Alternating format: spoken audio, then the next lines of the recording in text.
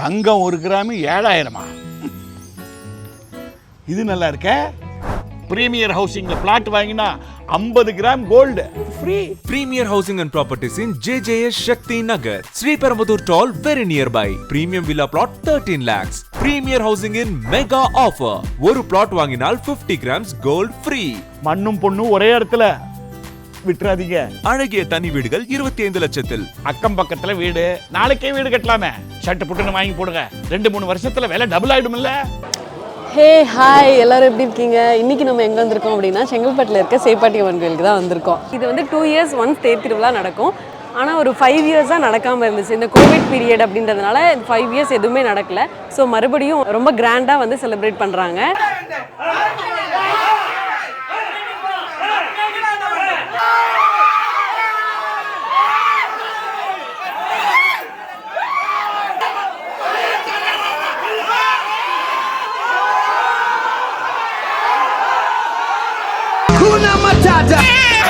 Gym படிடா, gym படி.